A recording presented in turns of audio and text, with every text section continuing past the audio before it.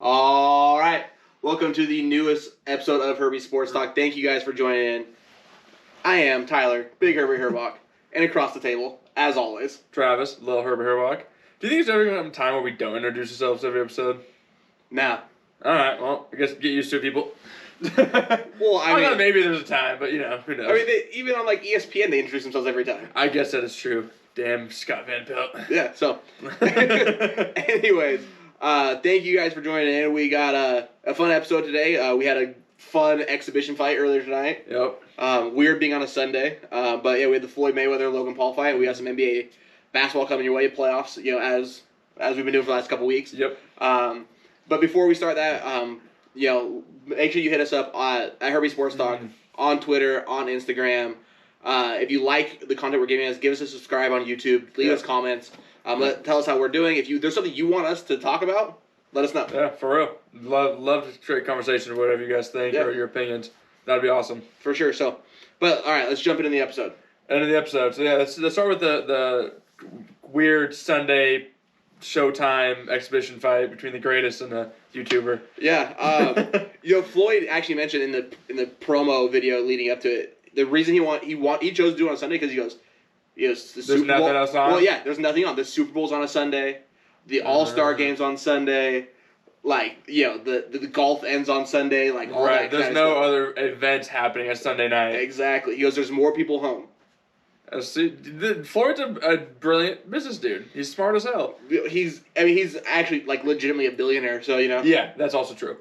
Everybody keeps asking why would you come and fight a YouTuber and maybe lose and then maybe people look at you differently with your legacy, even though it's not a sanctioned fight, so it wouldn't affect his record. It's exhibition. Yeah. There was no judges. There was never going to be a defined winner or loser regardless. Unless someone got knocked out. Unless it was a clean knockout. That's the only way. So it doesn't matter. It's not, his legacy. None of that would have ever been changed. No. He said that most fighters in today's boxing, he goes, they're getting paid, $5 million, $6 million. So the top guys maybe 10, 12, maybe 20. Canelo's probably 15 to 20 type of range. He goes, why would I do that? He goes, I come out and I'm fighting a YouTuber in an exhibition match. I'm getting $35 million guaranteed. Yeah, minimum. And he's gonna make plus $100 million after his endorsements and the pay-per-view buys and all that stuff. He goes, why would I come do that? You guys don't make any sense. Yeah, it's also interesting, rolling through social media after the fight and seeing some MMA guys like Francis Ngannou specifically said this. He goes, a YouTuber just fought Floyd Mayweather and is gonna make more than $10 million. And he goes, what the hell are we doing wrong?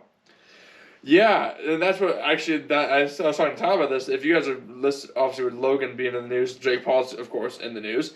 And you guys should see Jake Paul's rant. I won't recite it 100%, but basically he was coming at Dana White for not paying UFC fighters. It's embarrassing that we're out here making all this crazy money, not even doing real fights mostly, or not even professional, risking their lives, how most of these UFC guys are, and they're getting killed. So I don't know.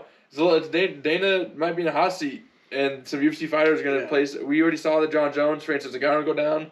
Not happen because of pay. John Jones didn't get. Right, but until it gets to the point where fighters can promote their own fights instead of just to the UFC, that's never going to happen. Boxing, there's a bunch of different promotion companies, and they're the ones who make all those deals. Right. Where if you're a contract to the UFC, you're a contract to the UFC, and that's what you true. get. And they do the marketing for you, so you don't have leeway when it comes to pay-per-view buys and a lot of stuff like that. Right, you have to just be a massive star to earn the kind of money like a Conor McGregor. Yeah, a very select few have done that.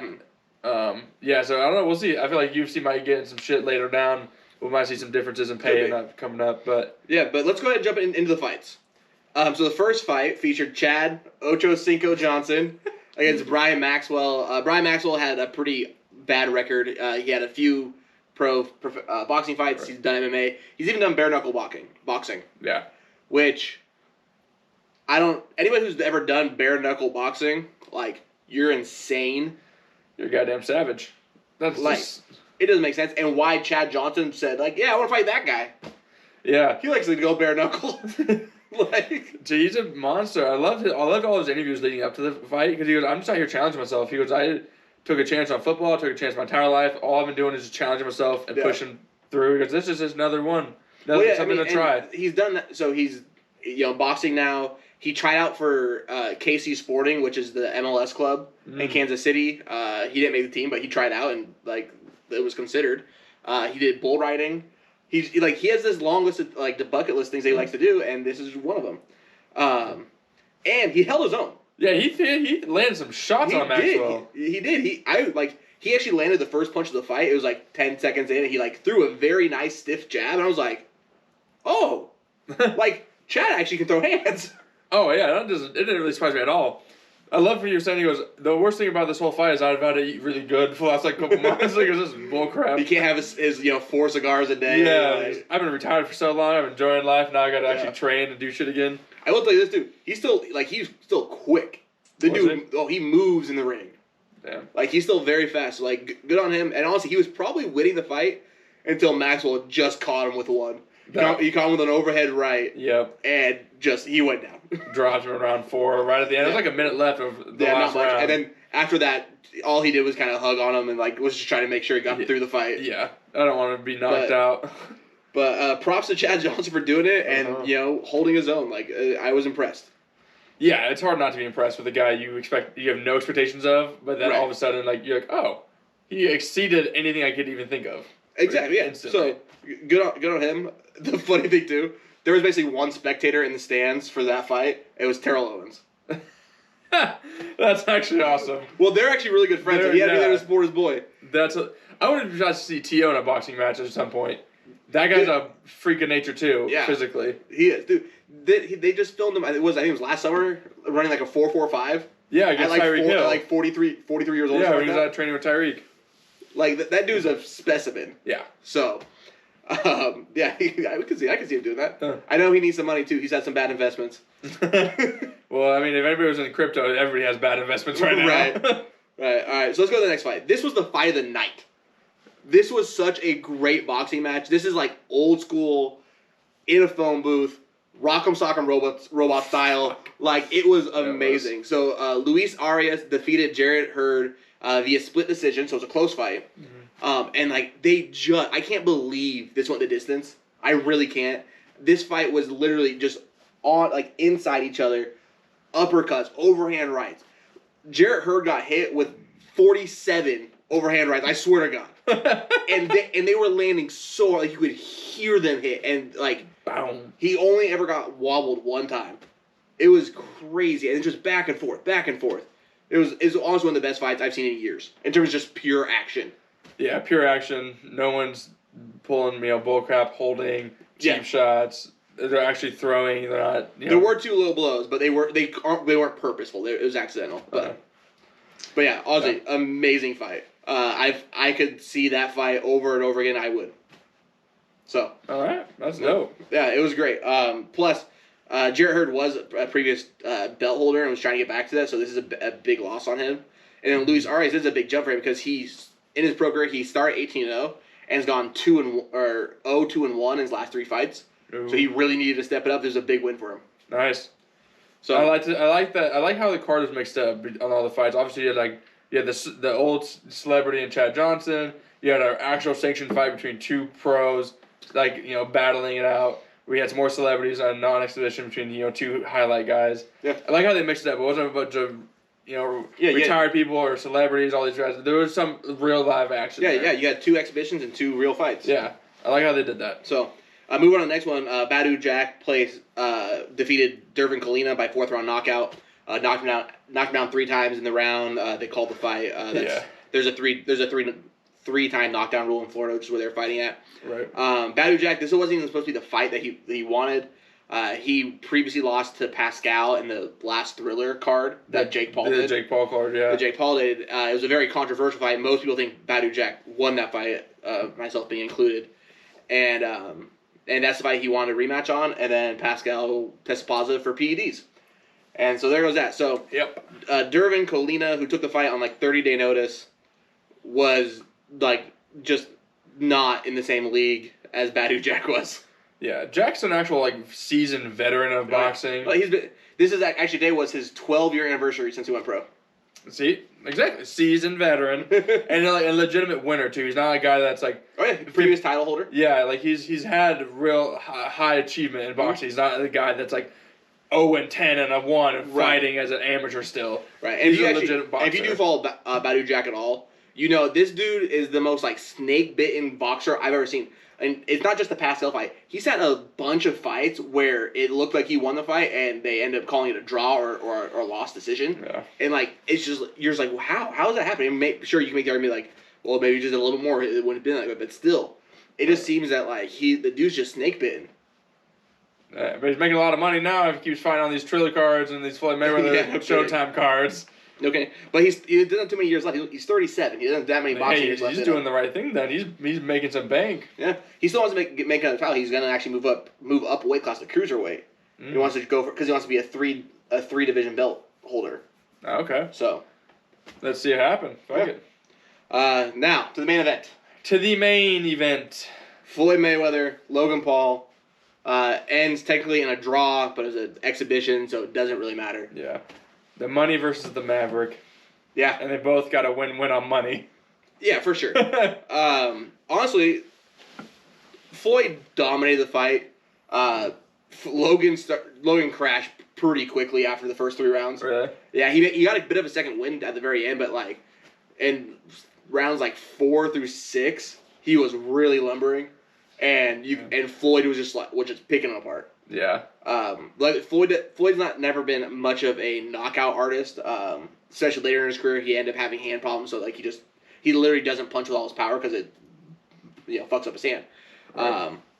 But he was still pinpoint accurate. I mean, Logan's not he's only been training for boxing for like 3 years, so he's not very skilled, and we would come at some weird angles. So it was kind of weird, but Floyd still still did Floyd, like duck, dodge, like his shoulder roll was on point still. He did Floyd thing. He did Floyd better. Yeah, I wouldn't expect anything other than exactly what we've always known Floyd to be. Yeah, I wouldn't expect anything else. Logan did catch him with a couple ones, which one for sure, and like you could tell it really caught Floyd. He's like, what? He's like, whoa. Yeah. But it was never going to be enough of an onslaught to get Floyd off of his rocker, right? Or off to even actually make a mistake. Really, he might have rocked him a tiny bit, but it was never going to be enough for Floyd to get out of his natural stance, his rhythm, his movements. Yeah, I definitely thought in the middle rounds that Floyd was going to end up getting the knockout. Yeah, he was just hitting with so many really strong shots, and that's why I was telling our buddy Jared that I don't think Floyd's not the type of puncher he's going to knock out on one thing. But it felt more like a Conor McGregor situation where the accumulation of punches is what would take him out. Yeah, over time. Yeah, wear him down. But I mean, Logan's a big dude. Oh, so huge. It would have took a ton. I mean, by the time they were in the ring, I bet you Logan probably weighed 205. At least 200. Yeah. Yeah. At least. I mean, at that point he had 40 or 45 pounds on Floyd. Yeah. And he tried to use that, like he kind of laid on Floyd a lot throughout the fight. Mm-hmm. Part because he was tired, but I'm sure part of it was strategy too, trying to wear down Floyd. Oh yeah, always. It didn't work, honestly. Though I mean, Floyd, if you know anything about his training, it's insane. Yeah. Like he trains on an actual given night, like an actual 12-round fight. He could literally do that twice in a night, and be okay. His training regimen doesn't make sense. Make sense. They put out this article. They reissued it, but this article came out when he was going to do the McGregor fight. Mm-hmm. And in that, they talk about how he would line up 15 to 20 sparring partners in a single day, and go 3 rounds with every single one of them without any break in between each fighter. Like he'd just go. So he's doing like 60 rounds of sparring in a day, and then he'd go and do like a 6-mile run, and then he'd go and play basketball, and then his workout was done. I mean, that's what the GOATs do, though. That's what you expect from them. Yeah. Every one of them's like that. Like, I don't think Floyd was even sweating until the 4th round. And it was 80 degrees in Florida. Yeah, fine. I mean, the dude is considered one of the GOATs. Not if the whole GOAT, the GOAT of the last couple generations, easily. For a reason. You can argue him as the best fighter of all time, but there's no argument that he's the best fighter of this generation. Yeah. Not even close. So. Yeah, entertaining card. Like I said, I like kind of seeing these people kind of test themselves. Whether it's Logan Paul, Jake Paul, or anybody else who wants to who has a kind of a name. We see all these new TikTokers versus YouTubers trend now. Yeah. I've seen all over that all these guys are starting to fight each other just for the, and I'd be creating new brands and shit just to do it, right, and be a part of be a part of what Jake and Logan kind of set forth the last couple of years. And honestly, huge ups to Logan for sitting in there for 8 rounds. Yeah, I didn't think it would happen. I honestly didn't. I thought that Floyd would knock him out. So good on him. And Floyd even came out after fight. He goes, honestly, he's better than I thought he was. He surprised me tonight. And he said that maybe if he continues to hone his skill, he might be able to make a bit of a career on actual boxing. Right, on actual professional boxing. Yeah. Yeah, super crazy how the whole fight got together. Did you see last thing before? Because I do want to get to NBA basketball here. Did you see what Logan said about how the fight got made? Because it got postponed the first time, right? Right. So he told a story where they had brought it up. They talked about it randomly one night. The next week, Logan's manager calls him "Hey, we got a fight. We got a date set with Floyd to fight." And Logan goes, "You're fucking crazy." He said, "I laughed at me. I laughed just like you guys laughed when you heard the news too." Right. This is insane. There's no reason we should be doing this. That's funny. For this to actually be pulled off. It was funny after they both got in the ring and the camera's still there and they're waiting for them to come to the middle.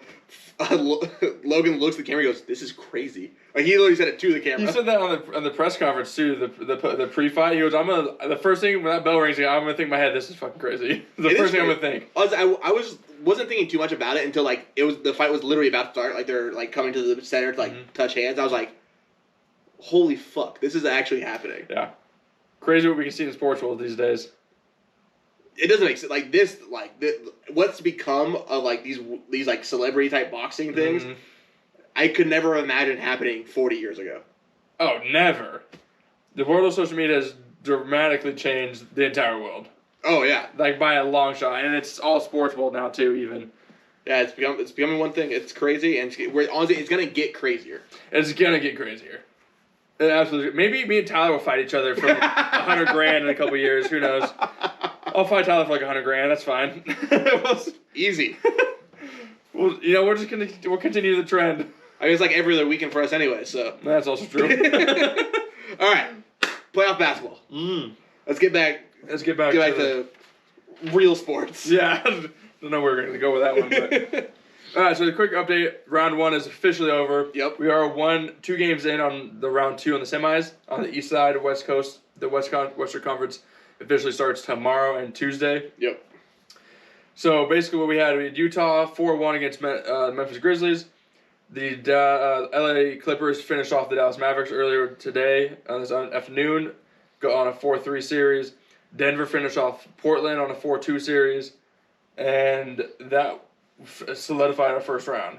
Everything else was solidified before. And Phoenix won in 5. And Phoenix won in 5 earlier in the week. Yeah. So now we're on semis. So now we have in the West we have the Utah Jazz versus the LA Clippers. We have the Denver Nuggets versus the Phoenix Suns. On the Eastern Conference, we have the Philly 76ers against the Atlanta Hawks. And then at the bottom, we have Milwaukee Bucks and the Brooklyn Nets. Yeah.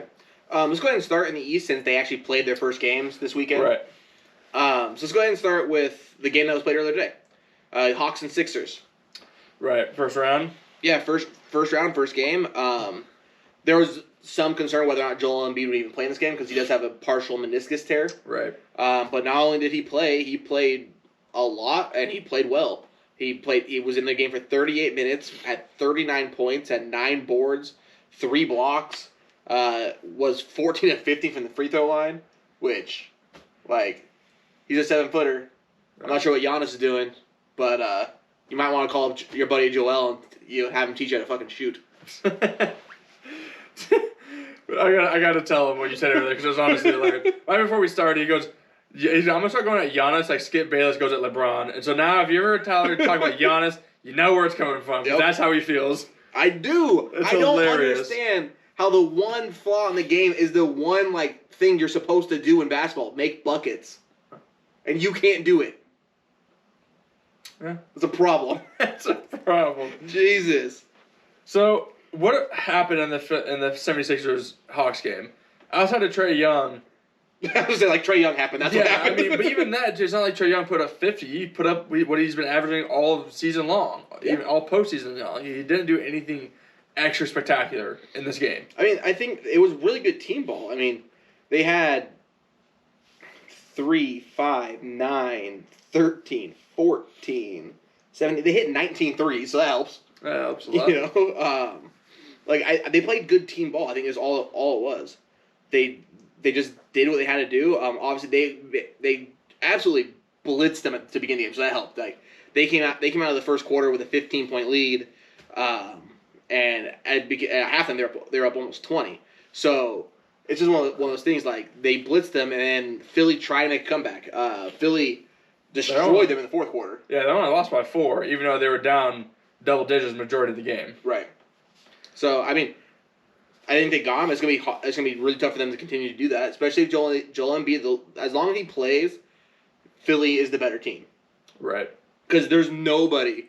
I mean, Clint Capella's. He's a good player. He's a monster in terms of his physical presence, but he's not the skilled player as Joel Embiid. Yeah, but he's still smaller than Joel Embiid. That's also true. So I mean, Joel Embiid is the most dominant big man we've seen since Shaq. I would agree with that. I mean, obviously their skill set's a little different, but like, no one can really hang with Joel Embiid, down the block. And if someone who there's maybe a few people that can maybe body him a little bit, they'll be like, okay, I'll step out, and now he'll come try to guard me. Yeah, and dude is talented as hell. The fact that he can step back 18, 19, 20 footers. Yeah, he hits open threes. He can shoot anything really.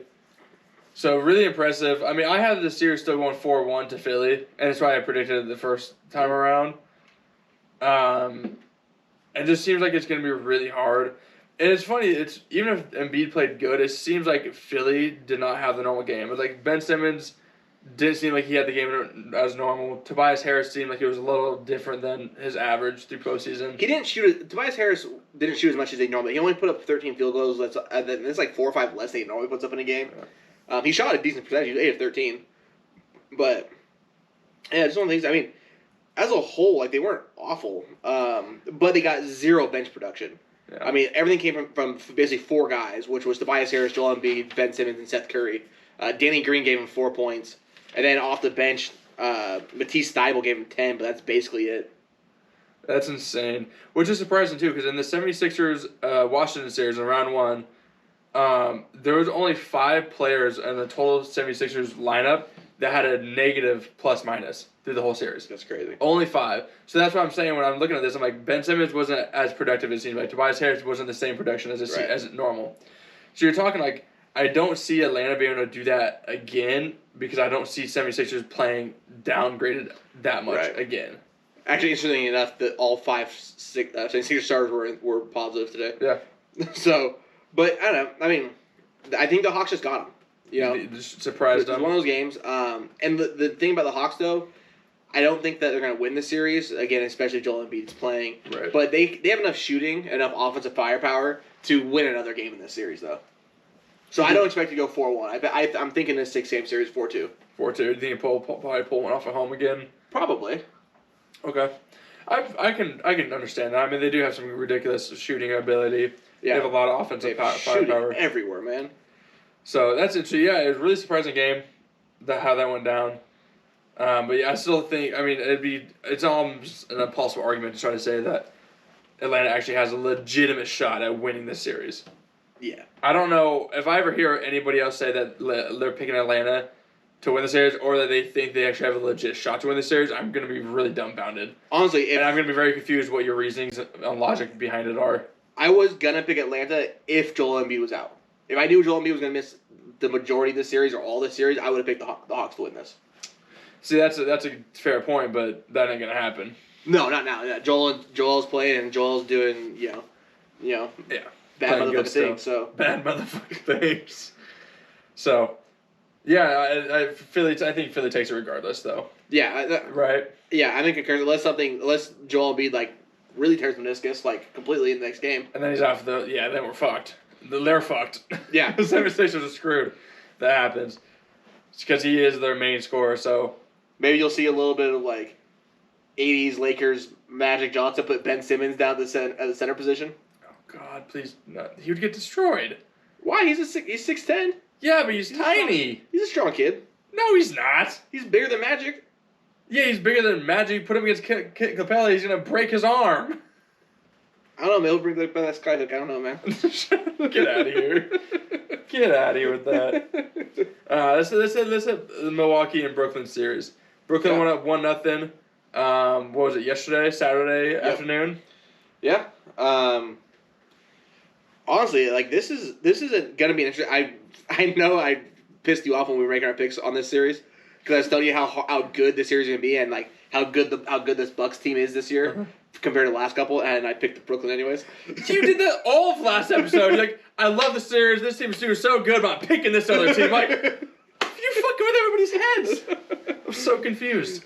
But part of it is just Milwaukee's a different type team this year. When you add in a PJ Tucker and a Drew Holiday, the toughness of this team is just different now. Mm-hmm.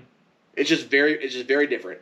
So, but Brooklyn came out and they did business. They took care of their business, even with James Harden going out in the first 12 seconds of the damn game. And he will be out for game 2. He's already announced that he will not play. Yeah, he tweaked his hamstring again. So we'll see how that goes. Obviously, the playoffs are different. We do know that when Harden's out and it's just Kyrie and Kevin Durant, their record was below 500. Right. It was small. It was like they went 7 of like. That 9. was the only 2 pair out of the trio that actually had a losing record in the regular season. But it's the regular season. It's different. Yeah. I mean, I saw Kyrie play more defense in this game than he has all year. Like combined. And don't have to because Drew Holiday is a legitimate defender on him too. So that might be if he steps up. Especially with Harden now. That means Drew Holiday's gonna be on Kyrie. 100%, yeah. Because Holiday's a bigger guy, so you could go to Harden on as a 2 guard there on a defensive strategy. But he's a big dude, so Kyrie's gonna have to work to get to the hole. Yeah, and he's strong. And there was a large portion, especially down the stretch, where they put KD on Giannis, and KD's an underrated defender. Yeah. He's not as strong as Giannis is the issue, but he's so lengthy and he's so smart on the defensive end. His IQ is extremely underknown, it seems like, to the rest of the world. Yeah. He knows how to play. He picks and chooses when because he focused on the offensive end, which naturally he's one of, if not the most gifted offensive player the league's ever seen. Literally. I mean, he's a 7-footer who has real guard skills, not like, oh, he has some guard. Like, no, he's a 7-foot guard. He's a 7-foot guard, yeah. Who basically shoots 40, 50, 90 for his career. Yeah. It's insane. It's ridiculous, yeah. Like, Kevin Durant is, like, if he was younger, like, he's like, I want to start my team with him. Even now, you almost want to start your team with him. Oh, I still would build around him if I could. Absolutely, easily. Like, if you had to pick one guy in the NBA to start with, like, that's not a bad choice by any means. No, not even. So the issue I had with my series, I have it going 7, but I had Brooklyn winning it. Yeah. My issue was with Milwaukee is Giannis, when it comes to playoff basketball, he cannot adapt because, like Tyler was saying, he cannot shoot and get buckets outside of being 5 feet within the basket, strictly in the restricted paint zone. That's all he can score at. Right. Or in a breakaway, which is still the same thing technically. And the issue is like Brooklyn's got some legitimate big guys down low. Some guys that can go up and body his ass. Like, and they're not afraid to. And they have so many guys that you can to send a guy at him and foul him out on purpose just to put body on Giannis and wear him down. Like, you could choose a different guy every night through the whole series. Like, hey, your job, I want you fouled out by third quarter. I want you to go body him up. Right. I want you to punish him physically. Yeah. And like you really probably for Brooklyn, you probably wouldn't take that big of a loss on it. Probably not. And like clearly, Steve Nash has 0 problem going to it. They played 14 players yesterday. Wow. 14 out of 15. The only guy who didn't play was DeAndre Jordan. That seems crazy. I know. He played like no one goes that deep into the bench on a playoff game. No. Ever. The hell? Like, no one goes that deep on a regular season game unless you lose them by 50. Like, in comparison, Milwaukee went 10. And even that's kind of high. Like, you'll see a lot of teams only go like 8 or 9. Yeah. That is super interesting. I don't know. Maybe either Steve Nash's a new guy, but he's still a brand new head coach, obviously, and he's got a lot of crazy talent around him. Right. So he could be trying to figure out his own strategy still, or he could be just messing with Milwaukee's head. Yeah. And you don't know what lineup you're going to get with me. Could be. He's got enough talent to really mess around if you wanted to. Yeah. Seems weird to do it in playoff time, but You're right. But when you have so much talent, like it's the risk to reward ratio is not like dramatically off. Right. Because you can still perform well. I agree. Going back to what you said about Giannis and him not being able to adapt, I don't know if like obviously doesn't adapt. I understand that, but this team has better spacing than the previous teams did. Yeah. Because Drew Holiday can shoot from three. Not he's not Eric Bledsoe. PJ Tucker can shoot from three. Chris Middleton has really developed strongly this year. Yeah, and even Brook Lopez can step out and hit a three. That's true. It's ugly as hell, and it takes him about a year to get to the 3-point line, but he can shoot. So like, it's just one of those things that this team's just better. Are they going to be able to beat Brooklyn? I don't think so. Right. But I think this team is a definite upgrade versus what they had the last couple of years. No, yeah, definitely the best Bucks team we've seen around Giannis. They've gone, incrementally better the last couple of years as they pushed the playoffs and as Giannis has developed even. Even though he's lacking some things, he's still developing, becoming smarter and better. I have a weird feeling. I wouldn't even be surprised if Brooklyn does like a 4-1 this series. Think so, huh? And even though Milwaukee has the firepower to do it, and I think they will do it because I think they're just going to be tough enough to kind of keep Brooklyn just barely off their backs to win a couple of those games. It wouldn't be surprising if they're just the firepower of Brooklyn. They just can't make that small adjustment, that small little tweak, just to keep them off. Because I think if Milwaukee wins the 3 games like I'm predicting or I'm assuming, I think it's going to be like a 5-point margin. It's going to be close. Like they're going to have to keep the Nets barely winning that game. Like keep them barely off their backs. So it could be just as easy for Brooklyn to not let Milwaukee get just that little inch above them. Right. I mean, the thing is, like, the Nets, as you're alluding to, is that, like, the Nets can score with anybody. Yeah. I mean, they're too deep. They have way too many offensive players, way too much shooting. Yeah. I mean, it's honestly unfair. This is, like, honestly, the Brooklyn Nets are the type of team that you would, you would make in a video game. Uh-huh. Where, like, when you play the franchise, okay, I'm going to trade for this guy, I'm going to trade for that guy. Oh, the salary cap is off, so don't even worry about that. Turn that shit off. We're going to sign everybody. No, it is, and it's ridiculous. It's crazy how they pulled it off. I didn't think there's a chance in hell they ever got all 3 of those guys, but they did. And not to mention, then they still added Blake Griffin, and I know they gave up a lot of talent, like losing Karis LeVert and Dinwiddie. Yeah, and Dinwiddie, like that hurts. Yeah. But you got James Harden out of it. And that basically makes it for both of them. Yeah, it does. It absolutely does. So, I don't know. I think it goes 7 just off my, instincts on how playoff basketball generally works. Mm-hmm. But I still would not be surprised if Brooklyn just tears it up. One of the things that's kind of scary, though, like, the Nets, they won kind of handily. It was an 8-point margin, but it seemed like bigger than that. They had it in the bag, they got some garbage time points. Yeah. So the margin of, scoring was different. Yeah, it looks closer than it really was. You're right. But that was with Milwaukee shooting really poorly from deep. They very rarely have a game this poor. They shot 6 of 30 from deep at only 20%. And they're one of the best 3-point shooting teams in the league. Yeah. So you're not going to see that happen often. On the flip side, Brooklyn shot 15 of 40 at a 38% clip. So, I mean, you're talking about that alone, 7 more threes, that's 21 points. Yeah, that's also true. Yeah, but it's so hard to assume that they're gonna rely on they're living and dying by the 3-point line. Then this series is what is what you could assume. It's the NBA now, man. It's to an extent, yes, but when you stack up talent versus talent and shooting, it's not even close. Milwaukee versus Brooklyn. Right. So, I mean, the Nets could shoot 50% from the 3-point easily on any night they wanted to, especially if Harden gets in the back of the series. He'll shoot better from 3 than Kyrie and KD will. That's going to be the key, though. If Harden isn't able to come back for most of the series, I can see Milwaukee pulling this out. See, they're saying he's out game 2 for mostly just stiffness. It doesn't seem like there's actual damage or pain injury. It just seems like he needs to loosen it up and get back in the rhythm. Right, but the issue is hamstrings are they're finicky. They're very easy to tweak. Look, I mean, it's like he didn't come in. It's like he went to started yesterday's game cold. Like he went through a full warm, was sweating, and he was warm. And literally on the very first possession, he pulled up on it. It's just hamstrings are just one of those things. They're very easy to injure and then to re-injure. Over and over and over again. It's just the only thing that actually helps a strained hamstring is actual rest. I mean, yeah, he's only getting 3 to 5-ish days of rest. Mm-hmm.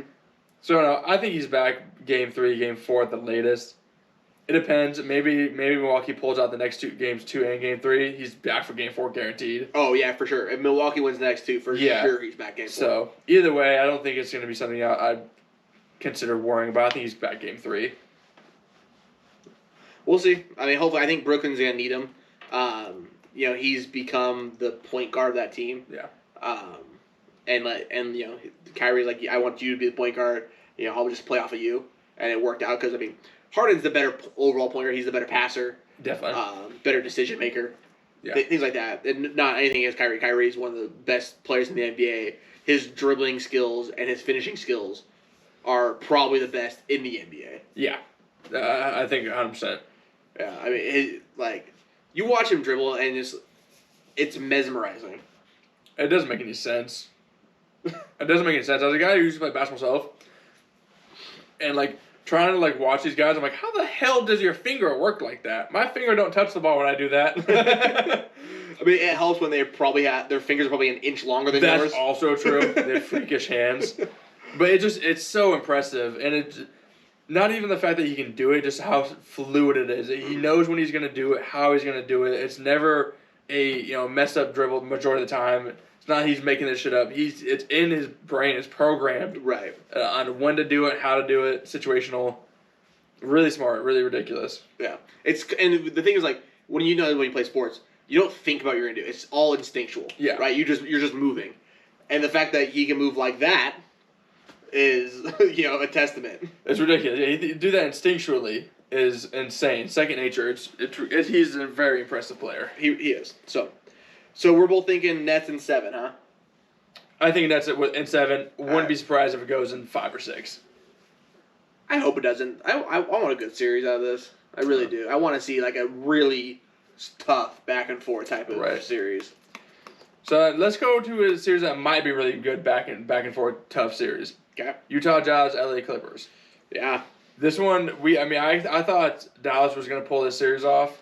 Yeah, Luka was playing out of his mind. Yeah, just the way they won those couple games early on, they went up 2-0, and I was like, oh, Clippers are doing Clipper shit again. Yeah. I was like, just we were worried about, but they pulled it back. Luka just doesn't have enough around him to keep up. Even if he averaged 37 in the series, that's just not enough. Yeah. That one, his second one. He averaged 36, 8, and 10. Yeah. I know the second highest score on Dallas was Tim Hardaway. That was with the nerve issue for most of that series. That's also right. But Tim Hardaway Jr. averaged 17. Porzingis averaged 13. There's just not enough around him. Yeah. Tim Hardaway Jr. has become quite the shooter. He's a great third option on a team. Mm-hmm. The issue is Kristaps Porzingis needs to start playing a second option, not a fourth option. Yeah. So his health issues are just crazy lingering. I wouldn't be surprised if Mark Cuban blows that team up in the offseason and gets at people around Luka. Back to Utah and Clippers here. What do we expect here? This one's going to be hard. Yeah, it definitely is. Obviously, both teams have gotten to this point before. Right. And both teams have failed at this point before. So one team is making it through to a spot they've never imagined. They haven't got together as a team yet. Right. It's gonna be different. I don't know. I lean towards the Clippers just because they have the better roster overall. Right. Offense. I can't say offense. Offense. They don't have Donovan Mitchell. That's not true at all. They have a lot of guys that can shoot. They have Bogdanovich. Yeah. They got Ingles. They got Jordan Clarkson. Yeah. So it's gonna be. I think it should be a really good series. I don't know who to pick honestly. Yeah. Because I don't truly trust the Jazz, and I definitely don't trust the Clippers. Right. I guess just on talent wise, I'll go the Clippers, because as we saw in Game 7 against the Mavericks, when it comes down to crunch time, Kawhi Leonard's gonna lock up Donovan Mitchell. You think so? He locked up Luka. At the end of the game, when he's like, "Listen, we gotta get stops," he goes, "Okay, it's on me. I got it," and he got stops. Donovan Mitchell's not the same player as Luka, though. Luka is more Kawhi style in terms of his physical abilities, his size. Donovan Mitchell's so much faster than Luka is. And so much faster than Kawhi is, too. Yeah, but when Kawhi's locked in, Kawhi's locked in. Yeah, but I wouldn't be surprised if they put PG on him, just because PG's a little bit faster footed. Fucking Paul George. But he's kind of a terrible defender these days. Yeah, I just that's just the way I see. I see Kawhi will but the thing is too, like, let's say Donovan Mitchell does beat him, then Kawhi will be able to live with it. Like, listen, like, he was better than me today, and I think he can do that. But like, if it comes down the wire and Kawhi's not on Donovan Mitchell and they put anybody else on, I'm gonna be upset. Right. Like, first of all, if you're the star, you're supposed to be the leader of this team. You take that assignment. Period. Oh yeah. You don't tell. You care what your coach says. Like, no, that's my guy. You tell Ty Lue, shut up, sit down. I got this. All right. Yeah. Pull LeBron. And just go for it. No, you're not wrong. He has to absolutely be on Donovan Mitchell. Yeah, he should be on him the whole damn series if they really want him to be. Well, not even in crunch time. They can't put him on the whole series because they need him to be also locked in on the offense side. Okay. And if he's chased around Donovan Mitchell for 7 games. Yeah, that's true. 35 to 40 minutes a night, like. That'd be a lot. I'm torn here too. I have initially in my prediction, I have Utah winning 4-3. Okay. And I'm gonna stick with it, and just because I don't, even though Utah has not yet proved themselves in the playoffs, I think they've come in a time where they finally will. And I think they certainly seem like a different team this year. Yeah, I think mentality wise too, not even just talent wise and team roster wise that they obviously are different. I think mentality between last year with Rudy Gobert doing the COVID shenanigans and like him and Donovan Mitchell had a little bit of a rift, all that kind of. Yeah. They had some little team drama. I think they got that over there. They got mentality. They all honed in together and realized it probably brought them closer. Yeah, and I think they realized what they could do. Plus, that they're the 1 seed, so they have the home advantage. I think when it comes down to a 4-3 Game 7 in Utah, I just give them that slight edge. Even though Clippers overall better roster agreed on, I can't put the Clippers past it because I've seen them fail over and over again in the same spot. Mm-hmm. While I haven't seen Utah, they've just now started to get to this point consistently. They haven't failed consistent.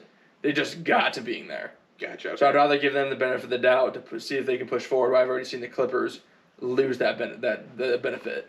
Okay, that's fair enough. I mean, yeah, it should be an entertaining series. It could also be I could see this actually also being like a 4-1.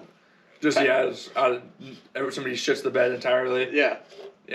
Granted, that's what we thought with Dallas, and then the Clippers, cinched up, and we're like, oh wait, we were supposed to be playing in this game. Yeah. Oh crap! I forgot we're supposed to be a good team in the playoffs. Interesting. They were still stuck in that tanking mode to avoid the Lakers. Shut up, Skip Bayless. Jesus Christ. If I ever heard somebody say a multi-million or billion-dollar franchise is purposely tanking to not play a certain other billion-dollar franchise in the fucking NBA, you're out of your damn mind. Go get your tinfoil hat on and go somewhere else with your conspiracy theories. Like, it's ridiculous. Seems weird that Kawhi and PG didn't play the last 2 games of the season. I don't give a fuck. Seems weird. Tyler, get your tinfoil hat, man. God, people.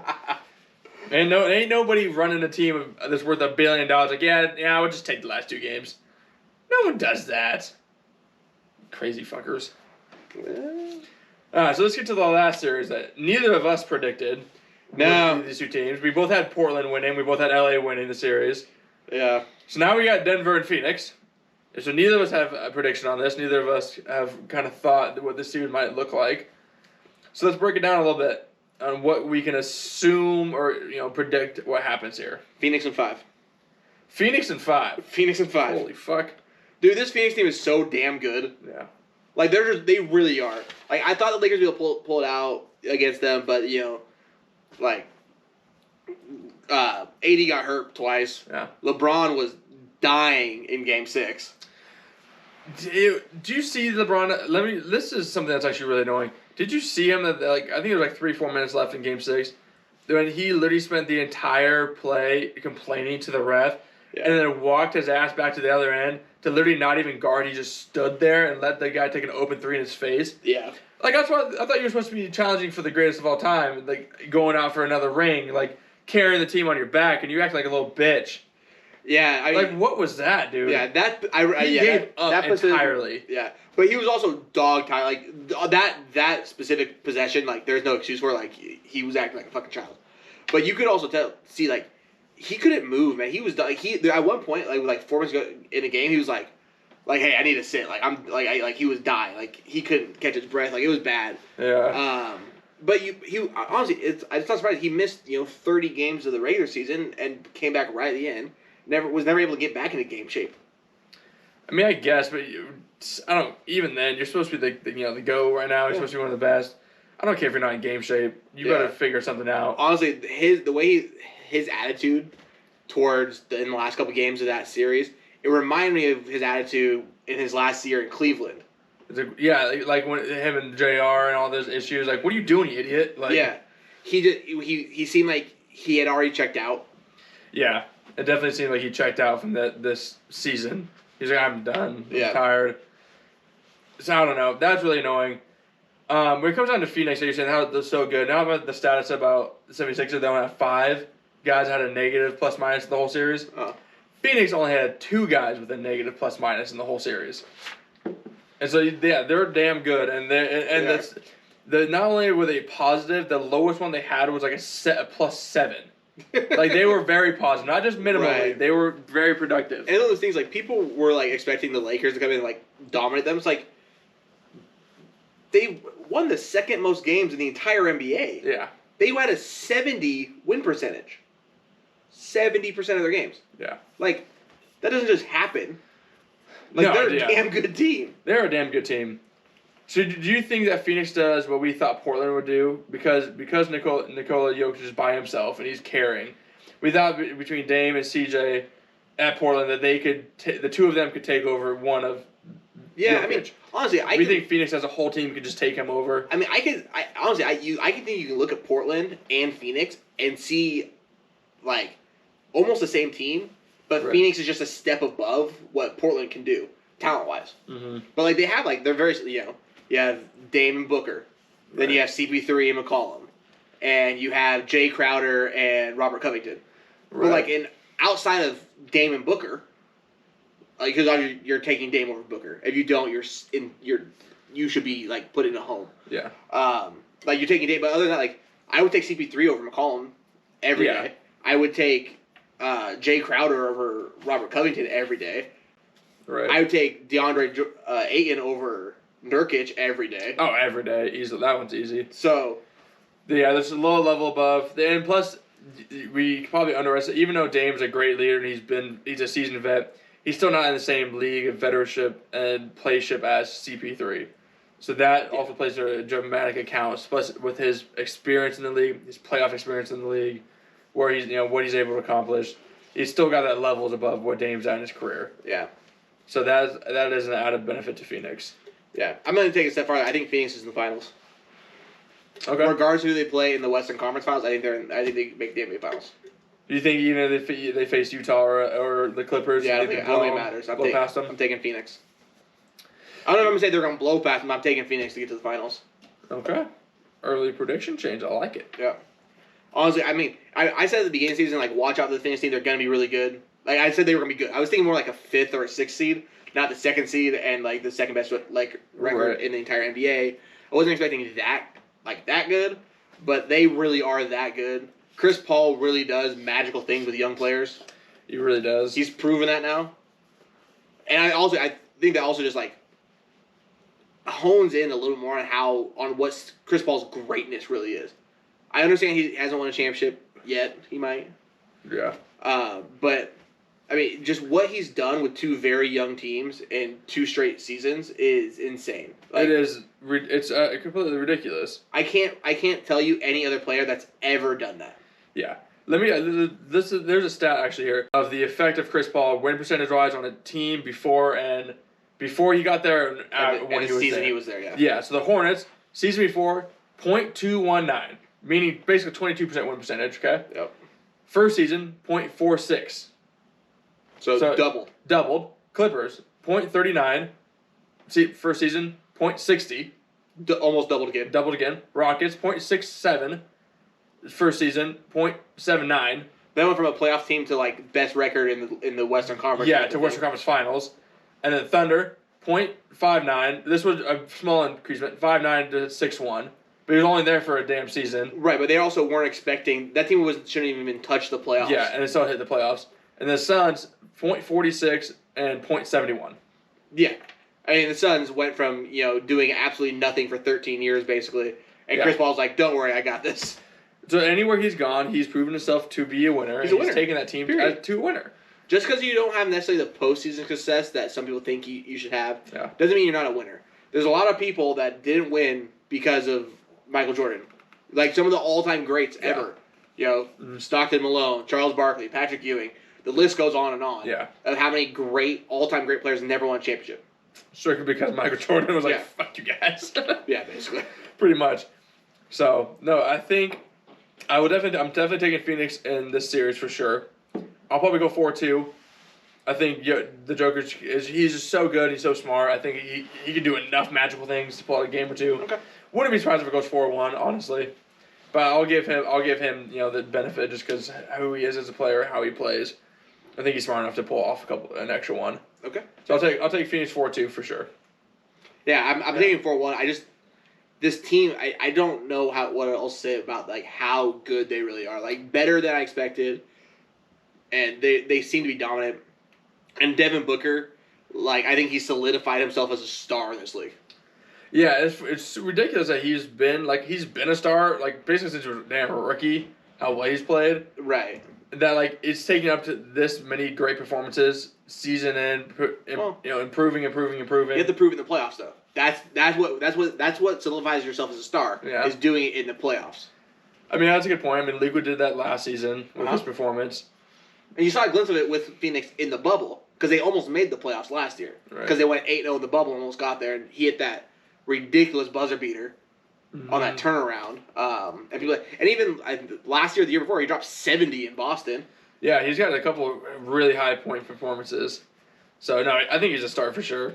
Yeah, I think he's solidified that dude's a star, and honestly, I think you're gonna see a lot of these like older guys kind of drop off a little bit going forward. LeBron, Chris Paul, Steph, Kawhi. These guys are gonna start to fall, and then it's gonna be Luka and Devin Booker, and it's gonna be their league. And Jason Tatum. Yeah, the thing I still haven't seen that killer instinct out of Jason Tatum yet, though. What do you mean? He showed it in this Brooklyn series. The only reason they won that damn game, or he's even close, was only because of him. Yeah, I don't know, man. Maybe it's the way he goes about it. I don't know. His play style's a little different. He's just a goofy-looking, lengthy guy. It just looks weird. Right. But I don't know. I think you got to watch a little more on him. Maybe I do. I see guys like Devin Booker or Luka last year, especially last year, like no, give me the ball, and I'm gonna take this, and I don't care what you do, it's in your eyeball. Yeah. But I mean, they could be naturally better shooters than Tatum is too. But I think Tatum's on that level too. That will be in the next 5 years. Those are your stars. Those are your top guys. From that point forward. Yeah. Maybe part of the issue is I actually prefer Jaylen Brown over Jason Tatum, and that's probably an issue. That could be an issue. It could be an issue. Not the same talent level there. I don't know. I love Jaylen Brown, though. I love me some Jaylen Brown. He reminds me a lot of Jimmy Butler. And I love Jimmy. Jimmy's going to be around, too. He'll be another star. So, those are our final predictions on the whole semis. Before we wrap the episode up here, I do want to go a quick overview on the teams that lost out of the playoffs. What do we learn about them? What do we expect from the next season? What they should do type of things. Because... My thought was, let's hit Boston real quick because we're just speaking of Jason Tatum. Obviously, Danny Ainge is leaving front office. Yeah, I wanted to hit this before we got out of this episode anyways. Yeah, the shakeup in Boston came out of fucking nowhere. Yeah, no, there was definitely no rumor spread about this or any leaks at all, but it sounds like it was premeditated. As far as I know, it sounded like Danny Ainge was months ago. It's I'm trying to get out, I'm kind of over it. And I understand if Danny Ainge wanted to retire, what I didn't think was Brad Stevens taking his position, and now they're going to hire a new head coach. See, what I actually like that, 'cause the issue I always have with Brad Stevens, I've said it forever, is he doesn't have the intensity I want him to be. Right. I want him, he doesn't have that crazy switch. I need your ass out in the damn court screaming at people. Right. Every once in a while, you got to be able to do it. And you have such a good talent of young people. If you're so calm all the time, you're not getting their attention sometimes. Right, you kind of get in their face. You take on the demeanor of your coach. Yeah. And so I think as a front office, I think he's so brain smart. He's so headstrong in terms of he clearly knows how to evaluate talent. Yeah, so I think he'll kill it in front office. I think that's a great transition. I think they just need a coach that can be hard nosed on these young players to really push them. They still need another piece though. Kemba Walker's not it. No, that's my point in Boston was with Tatum. It's time if I just lost Steven. Sorry, I just lost his name for some reason. Brad Stevens goes in. He needs to tear down and build around Tatum only. Keep Brown, Kemba Walker. Time to go. Oh yeah, you definitely keep Brown. Like you keep Brown, but you mainly build around Tatum. Keep Brown as number 2 piece. Kemba's got to go. They have no center. Grant Williams, Robert Williams III, got to go. They're doing nothing at this point. Well, Grant Williams is 6'8". Like he's not really a center. Marcus Smart, you're basically used on the offense end. I don't care if you're the heart of the team. You got to go. It's time to build talent around these guys. Yeah. They're underperforming every year versus what we think they should be doing because there's not enough talent. Yeah. And so, Brad Stevens, you just got this, you know how to evaluate talent, like as Tyler was saying. Tear down, build around Tatum, build around Brown, and actually get yourself and a honestly, team. if you do that, like, it would be a quick turnaround because like you could trade away Kemba and Marcus Smart and get good assets back. Yeah. And plus, I'm pretty sure they still have a pretty good cachet of draft picks. Yeah, they still have Peyton Pritchard, rookie that did just have this year, so he can develop more. Yeah. And be part of the offensive role next season potentially. So that's my thought.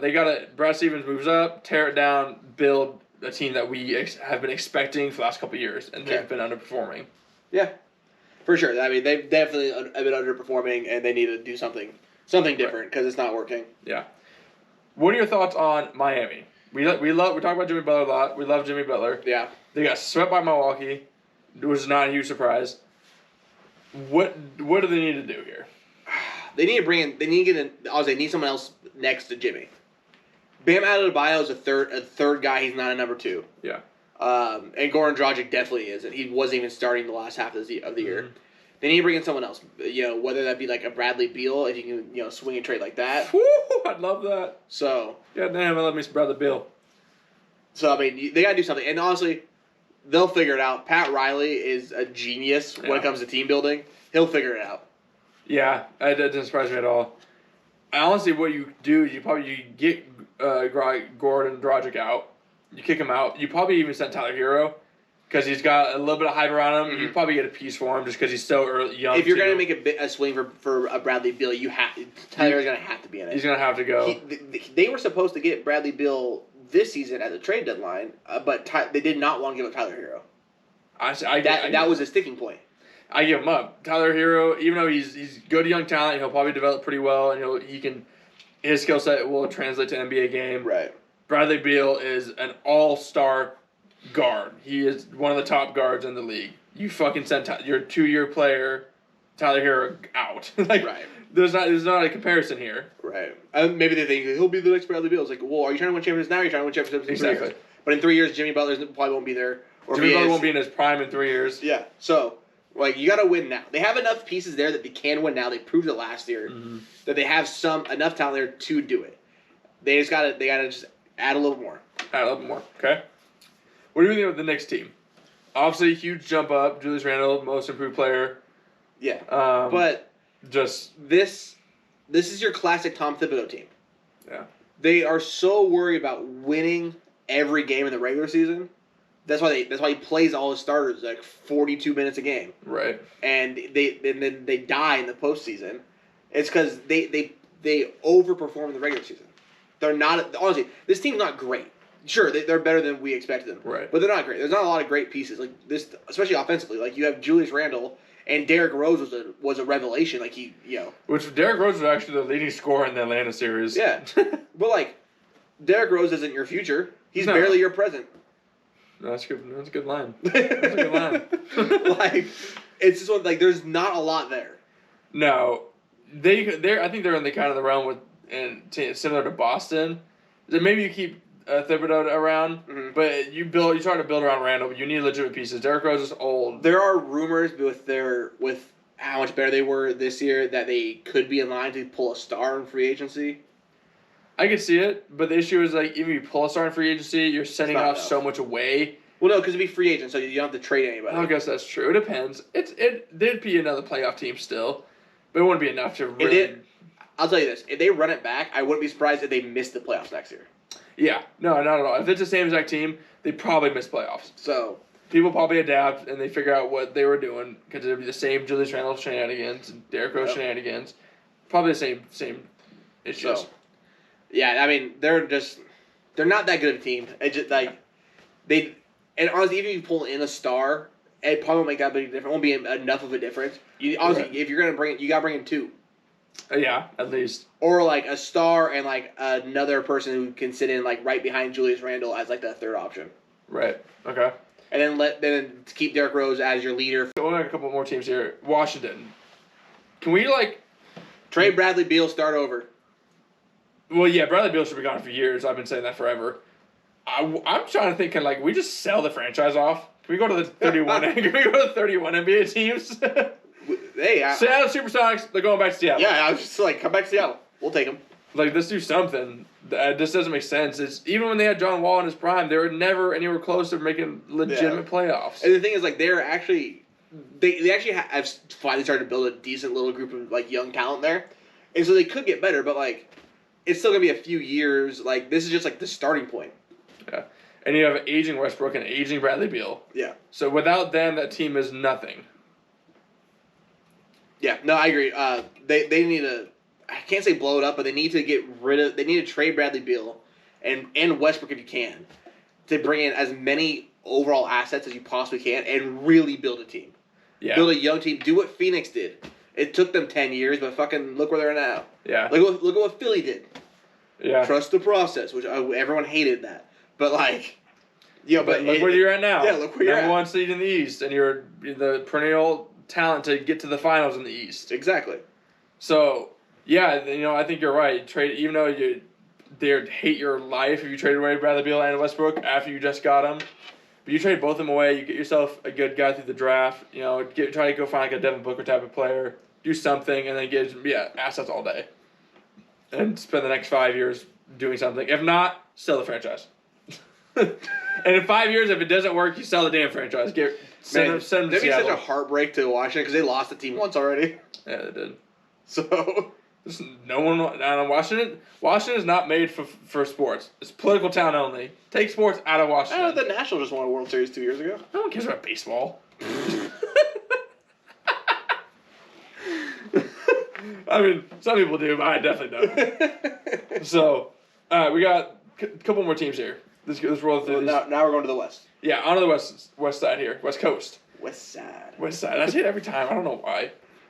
Lakers. They cannot do anything without AD on the floor. Trade for Bradley Beal. Even then, you're going to give up AD? Maybe. See, LeBron and Bradley Beal don't work. You have nobody down low. You have a 40-year-old Marcus Gasol. No, Gasol's on a one-year deal. He's gone anyways. So do you have Montrezl Harrell, who's undersized? Montrezl Harrell's on a one-year deal. He's probably gone too. So you have no big man? Yeah, Andre Drummond. He's not going to work. We all know that he does not work in the NBA, today's NBA. Yeah, but... Yeah, can he reboard 15 times a game? Yeah, sure, but that does you no good when he gets 4 points a game. I don't know. Here's the issue. AD can't stay on the damn court. Sure. How are you going to bank your entire future after LeBron on a guy who plays 45% of games? I mean, yeah. He's only ever once gone over 68 games in a season. Or twice. Sorry, twice. Once. Or twice. Sorry. Damn it, Tyler. Twice. Twice. It is not. It is an 8 or 9 year career. That's not good. It's not good. Charles Barkley called him street clothes. That's a good one. Charles drives me nuts, but that was funny as hell. It was. Oh, boy. And it's true, though, because you only ever see him in street clothes. He never fucking plays. And I'm sorry, I can't have my number one guy never be on the court. I think also Charles Barkley, when he was talking about that, also made up a great point. He said that, I always tell guys, if you're injured when you're young, it's because you're doing something wrong. Right. Your training regimen's wrong. Your diet's wrong. There's something wrong. You should not be getting hurt and missing huge chunks of games unless it's a serious injury, broken leg, ACL tear, things like that. But having these muscle strains and things like that and pulls should not be happening when you're young. Yeah, not when your body's that fresh. Yeah, he's from 22 to 30 to 32. You shouldn't have those issues. That's a good point. See, you know what? On that too, it would not surprise me if AD is the type of guy who's kind of lazy as fuck in the offseason. No, not saying he doesn't work out, but I could see him We look at like a guy like LeBron. We know how much he's in the gym. A guy like CB3, you know how much he's in the gym, how much he trains on his craft. Well, and CB3 became a vegan when he got hurt like 3 years in a row in the playoffs. Mm-hmm. So he changed his diet to become a vegan, and he's been better. Yeah, he's adapted. AD looks like a guy. He goes like, yeah, I'll go to the gym. I'll get my workout in. I'll go home and sit on the couch. He's like he seems like just off that like in the history. Like he doesn't seem like he's the guy who does all the extra things to be one of the GOATs, one of the greatest. So then trade AD for Bradley Beal, because Bradley Beal is an absolute workhorse of in the offseason. All he ever does is in the gym, and he's never hurt. He literally doesn't miss games. And then you can figure out someone down low. That's a guy. I like that. Bring back Dwight Howard. Like, he played well for you. He did play well. Like, I don't know. Like, that's one of the things too. Like you won. Like how Dwight Howard and Rajon Rondo in their championship season 2 years ago played really well for this team. They did, yeah. And like it worked. And same with like JaVale McGee. JaVale McGee, they worked really hard and like they played really well for them. And then you guys got rid of them thinking you're getting upgrades, and it clearly didn't happen because there was no chemistry in this team. And Dennis Schroeder's probably gone because Magic Johnson said he's not a Laker. He said he didn't like the way he like composed himself on the court, and thought he was kind of a crybaby. Like, and then he'd also just like disappear for games. He did do that. He definitely did not. Has not adjusted. Like he was supposed to be like their third option, and some nights he was, most nights he wasn't. Yeah, it sucks. He's a guy that could definitely move himself up in a point guard world if he just did the actual work too. Right. Same thing. So that's interesting. Trade everybody on the team except for AD and LeBron for Bradley Beal, and then just fill in the pieces. I mean, that's basically what they did this last year. Yeah, kind of. I mean, they got LeBron and AD, and then they just filled in the pieces. Yeah. I don't know. That's interesting. They're in kind of a shit show here. Because there's going to be a lot of pressure on LA to figure out what they're doing. And outside that, it's get healthy, get LeBron's mind right, because he clearly, whatever happened this season, it took a toll on him. So he needs to get out. He's not going to be part of the Olympic team. He already came out and said that. Yeah, he's in Hollywood. He's got Hollywood on his mind. Well, he said he's got to worry about facing the Toon Squad. Mm-hmm. Yeah, that bastard. Whatever. I'm excited for. Like the U.S. team don't need LeBron James on the Olympic team. That's true. They just don't. Like, even if he was on team, he probably wouldn't play. He'd be like, I don't even want to really play that much, but I'll be here. I'll earn a fourth gold medal. That'd be stupid. Stupid. All right, 3 more teams. Let's roll through this before we waste everybody's time here. Portland. Obviously, I think Dame needs gone. Well, not because Portland needs him gone, because Dame needs to be gone. They're already working on it. They hit them and Stotts mutually parted ways. Mm-hmm. Dame came out and said he wants Jason Kidd, but Jason Kidd's like, no. He said no, fam. Nah, fam. Not fam. And apparently the rumor that came out was that Jason Kidd said no because Dame made it so public that he didn't want that kind of pressure on him. Because then he's not going to be able to do it the way he wants to do it. Right. Not set up cultural things. Portland's so close to being there. Like, they're so close. But we just can't figure out what they're missing. I think, first of all, same issues as Boston. They don't have a big man down low. All the big men have all been 6'10", 6'11". Well, Nurkic is a 7-footer. Yeah, but he doesn't play like a 7-footer. He plays like a little guy. They need a big body down low. Yeah. I mean, they had Enes Kanter, who's a workhorse, but he's a 6'10" guy. You need a 7-foot dude, 7'1" guy that can actually clog up the damn lane. We need CJ to learn how to play in playoffs. He's shit the bed in playoff series majority of his career. He has not shown up to those games.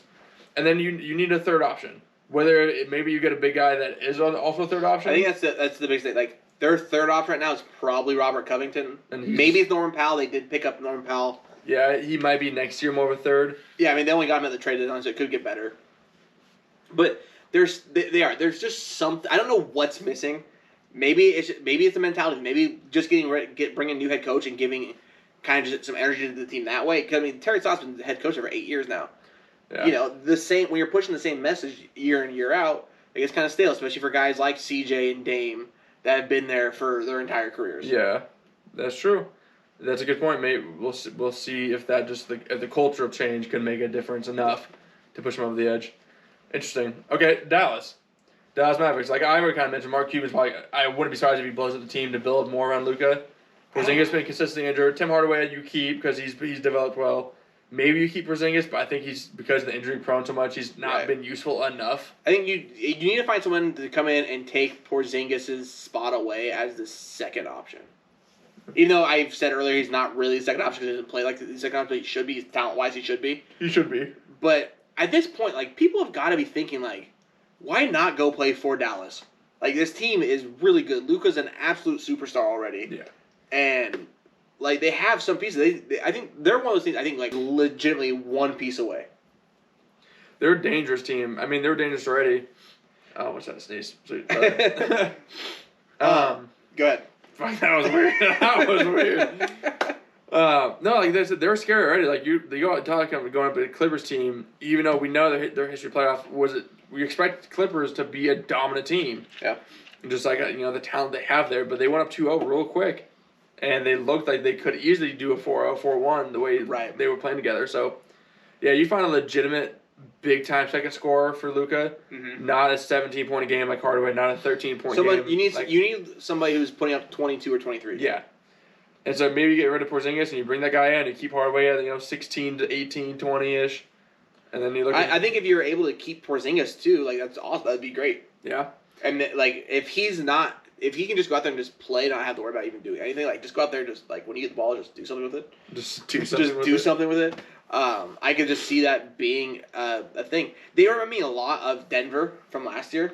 Okay. Like they surprised, right? Denver came out and surprised. Right. And then this season, they go out and get Aaron Gordon at the trade deadline and win like 7 games in a row, right? They go on an immediate streak with the second they get him. Yeah. And then it obviously falls off the rails when Jamal Murray tears his ACL. But like, I see Dallas the same way. Like one more piece, and this team is a legitimate contender. Okay, I like it. That's a good point. Okay, last team then, Memphis Grizzlies. Is that last team? Yeah. No, Golden State was in the playoff. No, it wasn't. They're playing games. They didn't make it anyways. We did the Lakers. We did Portland. We just did Dallas. Memphis. One more. You're right. There you go, buddy. Hey, 1, 2, 3, baby. So Memphis Grizzlies. Obviously, John Morant gonna be a star. Gonna be a stud. Yeah. Do you think this will be in like 4 or 5 years that they can actually build piece on piece to get them consistent? I think they're still good. Like they're probably exceeding expectations already because they're a very young team. Like I've said it multiple times throughout the playoffs. This is the second youngest team to make the playoffs since the Oklahoma City Thunder team that had Westbrook, Durant, and Harden when they were all on their first contracts. Right. So they're an extremely young team. They're gonna get better. And you just continue to add pieces to it and just build it up. Figure out what's gonna work best to build around. John Morant. More likely you need more shooting. You have Valanciunas who's can be a monster down low. Yeah. So you have him. You have Dylan Brooks can be a monster in the mid range. And he can go on and step and hit a 3 too. Mm-hmm. But and then you have Jaren Jackson. He's a really good young player he's a your prototypical stretch 4 now, right? He can go inside and play defense. He can get you some buckets on the block, but he can also shoot deep. Right. He missed a large portion of this season, but he was a pretty big impact in the playoffs. Okay. So I think you just continue to build this team. Huh. I don't think there's no drastic changes. With how young they are, you have time. You have a year or two before if it's not working, then you make changes. Right. But yeah, a year or two, maybe you find somebody free agency to add on the offensive pieces. Maybe a good draft pick. Or, It's gonna be one of those things too. Like with Memphis, it's gonna have to be done through the draft because you're never gonna get a star to go there. Not willingly. True. Not willingly. So you're either gonna have to do it through the draft or find a trade partner. It's the only way that works. Yeah, unless John Morant becomes a big enough stud where that attracts him alone. But think about who they had before. But their previous playoff when they had Mike Conley and Zach Randolph and Gasol. And they were just the gritty team. Sure. You're gonna have to probably build it the same way because it's just the only way you can do it down there. But now you can build it gritty and have the flash of John Morant. That's true. Yeah, well, there could be some exciting things coming out of Memphis in the next couple of years. Oh, for sure. I'm excited to see what happens there. For sure. I mean, he's one of the rising stars in this league. He does there's certain things he does. You're that's special. Oh yeah, extremely talented, very gifted young player for sure. Yeah. For sure. All right, so that's gonna wrap it up. One more thing before we go. have to give one of many farewells to Coach K. Ah, the great Coach K. Yeah. Mike Krzyzewski is been announced that this coming up season will be his last. Mm-hmm. He will have a farewell tour and probably a lot of tears at every arena he steps into. Yep. It's gonna be very Kobe-like in that. Yeah, college of Kobe for sure. I mean, it's just he's a legend, and like that's probably understanding it. I mean, realistically, he should be on everybody's Mount Rushmore of college basketball coaches. Oh, he has to be. If he's not, you're clinically insane. Yeah, what the hell? And realistically, he's probably more like 1 or 2. Yeah, there's only one guy you put above him right now. John Wooden. And that's arguable still. Yeah, it is. Yeah. I mean, there's not a single program in college basketball that has had this longevity of just winning and success. The only one that actually comes close is Kansas because they never had like a let off from coach to coach. But even all your other great ones, like there was a kind of letdown North Carolina after Herb Dean left. Yeah. Even though they won a championship with the next guy, but then after him, it fell down for a few years. Like they built it right back up. You saw the same thing in Kentucky after Adolph Rupp left. Right. You saw it in Indiana after Phil Knight left. Mm-hmm. Like sustained success. Like I think some people, like when we see Duke, we take that success for granted. Right. Like no, that success is Mike Krzyzewski. Yeah, 22 years of him leading to More than that, 30 years. Yeah. Since 1980. Really? 40 years. Sorry. It's been 40 years. God, 1980. I thought I was talking about 22 years. My mistake. Mm-mm. I don't know what stat I was reading then. Yeah, he hired as a coach in 1980. That's insane. You know what? Duke needs to rename the college to Coach K. I'm sure. The University of Coach K. Or University of K. Yeah, I'm sure they'll rename the court after him, which I'm pretty sure they already have a pretty famous name on their court, so that might not work out very well. But I'm sure they'll figure it out. Oh, his name will never leave Duke campus ever again. No, never. I mean, there's not a whole lot you can say about his greatness, because it's just that otherworldly great. Yeah, agreed. So, definitely a farewell to him. Yeah. And, I'm sure he'll be, whatever he chooses to do after, whether it's just sitting on a beach for the rest of his life, he'll be great at it. he'll be excellent. Yeah, he'll be legendary at that too, promise. All right. Yeah, farewell to him, and then farewell to you all listening and or watching. That will wrap it up for this week. Yeah. Again, hit us up at Herbie Sports Talk on Instagram and Twitter. Hit the subscribe button on YouTube. Leave us a comment. We'd love to hear from you guys. So, we'll talk to you next week, I guess. Yeah, we're back for more action as always. All right. Peace.